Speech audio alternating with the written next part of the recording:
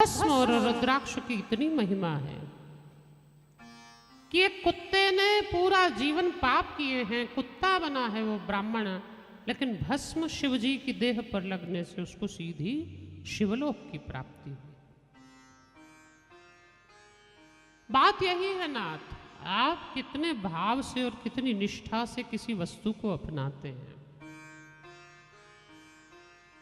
अब कुत्ते को अस्पृश्य माना जाता है, श्वान का दर्शन भी करने पर स्नान का विधान शास्त्रों ने लिखा है, कुत्ता देख भी लेने पर नहाना चाहिए ऐसा लिखा है।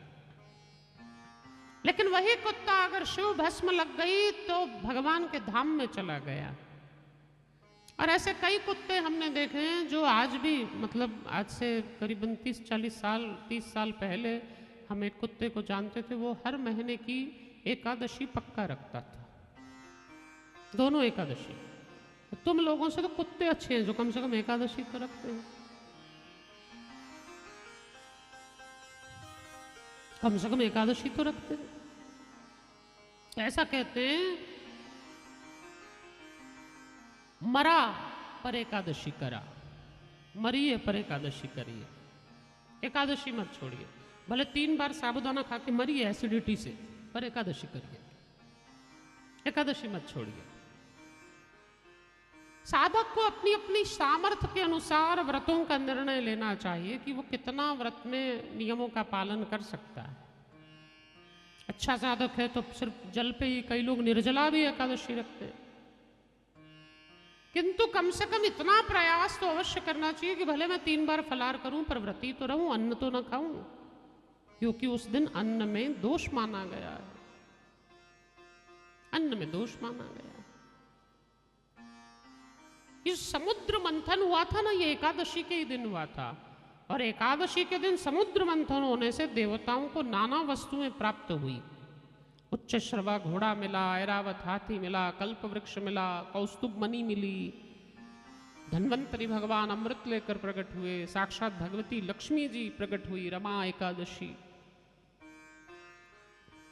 तो इसलिए साधक को एकादशी का व्रत अनिवार्य रखना चाहिए और यथासंभव यथाशक्ति प्रयत्न करना चाहिए कि वो व्रतों को करे।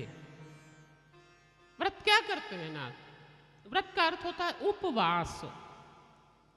उप यानी संसार से परे, वो परमात्मा, वास यानी रहना।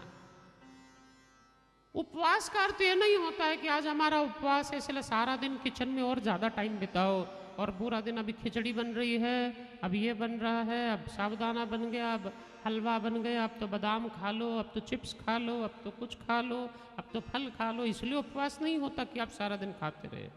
उपवास तो इसलिए ही बनाए गए कि उप के साथ आप अधिक वास कर सकें, यानी परमात्मा के साथ आप ज्यादा वास करें, ज्यादा टाइम स्पेंड कर सकें। तो उस दिन आपका किचन में काम कम हो जाएगा, आप खाने पीने के चक्कर में नहीं पड़ेंगे, तो किचन का टाइम बचेगा और वो टाइम आप भगवान के साथ ज्यादा बिता पाएंगे। लेकिन उल्टा हो गया, लोग उपवास के दिन ज्यादा टाइम किचन में बिताते हैं। हर आधे घंटे में लोग कहते हैं आज क्या बना रही है, मेरा उपवास है, आज क्या बन रहा है, मेरा उपवास है। कभी चिप्स खा लेते हैं, कभी फल खा लेते हैं, और फिर शाम को कहते हैं मेरा उपवास है। अरे काय का उपवास है, सारा दिन तो खा लिया, अब काय का उपवास है? उपवास इसलिए बनाए कि आप अधिक से अधिक समय भगवान के साथ व्यतीत कर सके।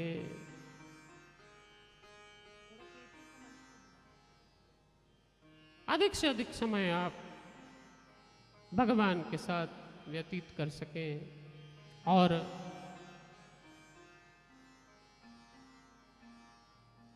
अधिक से अधिक समय मंच आपका भगवान के साथ बीते, इसलिए उपवास बने हैं।